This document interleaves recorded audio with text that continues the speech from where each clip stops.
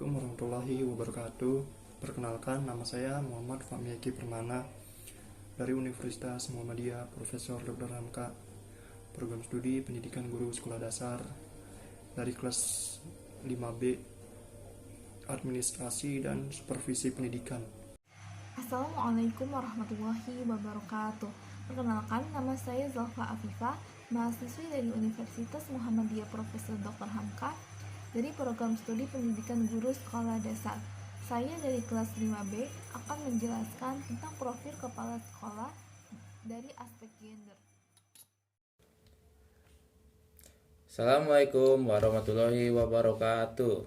Nama saya Ramdhani Farhan dari Prodi PGSD.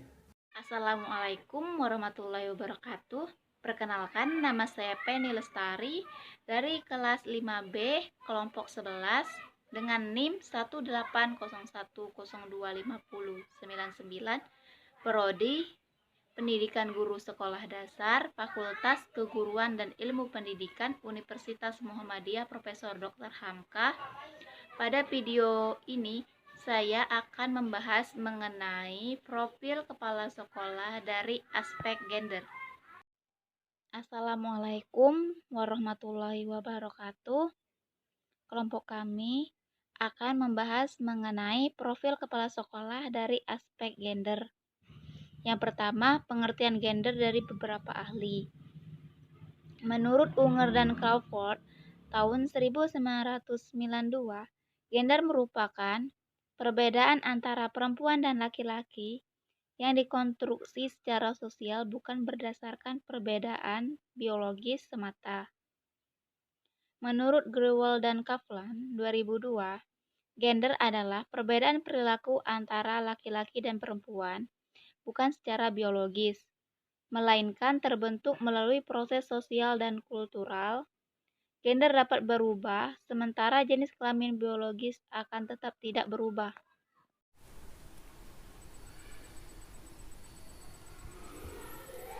Selanjutnya di sini menurut Mose, gender merupakan seperangkat peran yang diberikan kepada perempuan dan laki-laki, bukan secara biologis, dan peran ini dapat berubah sesuai dengan budaya, kelas sosial, usia, dan latar belakang etnis.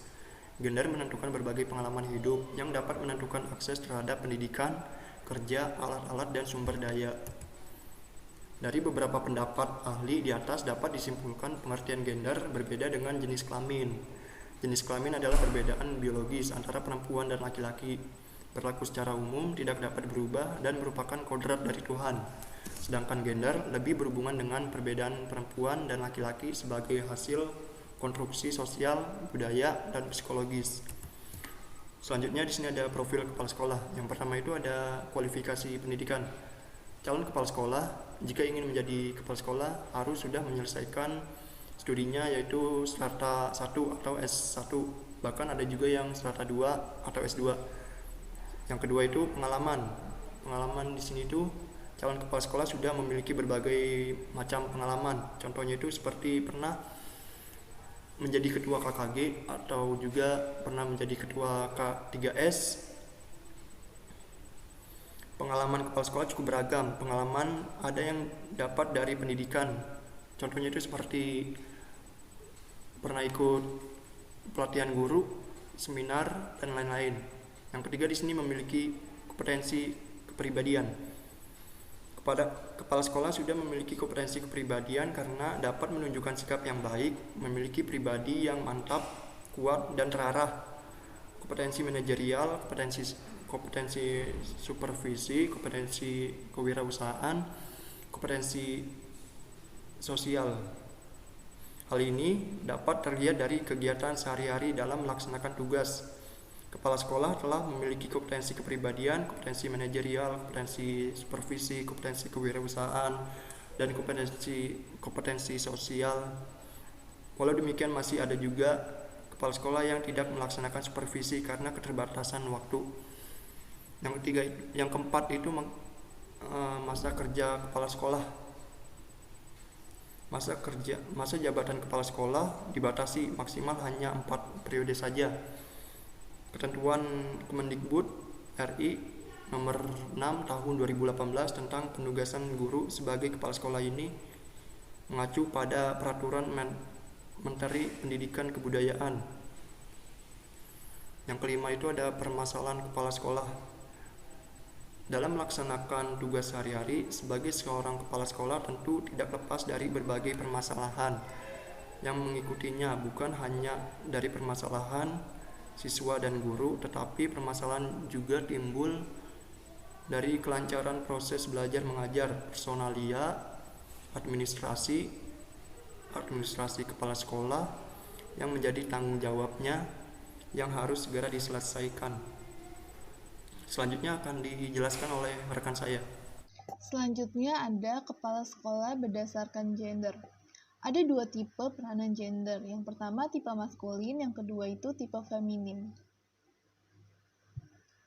Karakteristik dari tipe maskulin digambarkan sosok individu yang kuat, tegas, berani, teguh, semangat, harga diri, dan kepercayaan diri yang teguh, berani mengambil resiko, agresif, bebas, dominan, objektif, tidak emosional, aktif, kompetitif, ambisius, rasional, rasa ingin tahu tentang berbagai peristiwa, kurang responsif terhadap hal-hal yang berhubungan dengan emosi atau perasaan.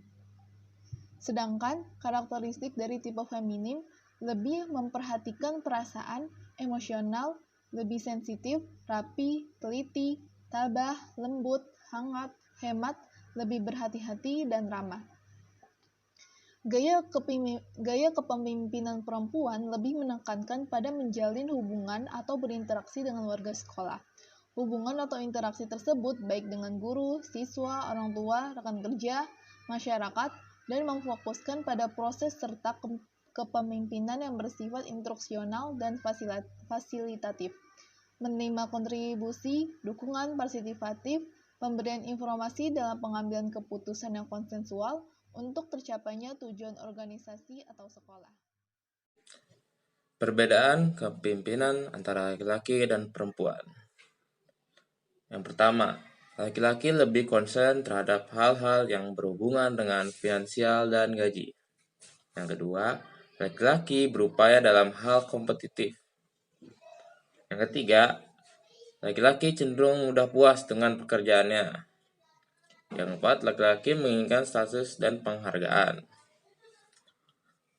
Selanjutnya ada wanita ya.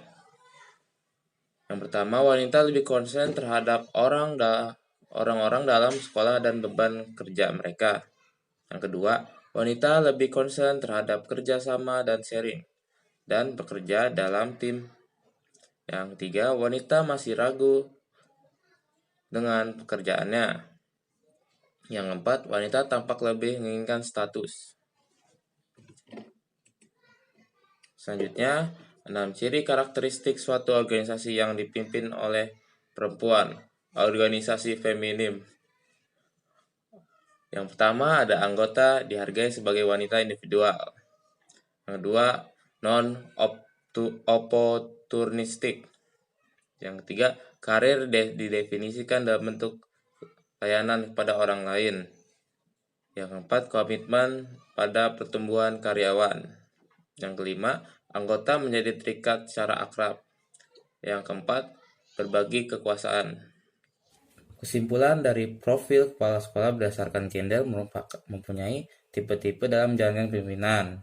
Ciri-cirinya ialah laki-laki lebih konsen terhadap hal-hal yang berhubungan dengan finansial dan gaji, sedangkan wanita lebih konsen terhadap orang-orang dalam sekolah dan beban kerja mereka. Lalu laki-laki berupaya dalam hal kompetitif, sedangkan wanita lebih konsen terhadap kerja sama dan sharing, dan bekerja dalam tim. Lalu, gender juga merupakan perbedaan antara perempuan dan laki yang dikonstruksi secara sosial, bukan berdasarkan perbedaan biologis semata.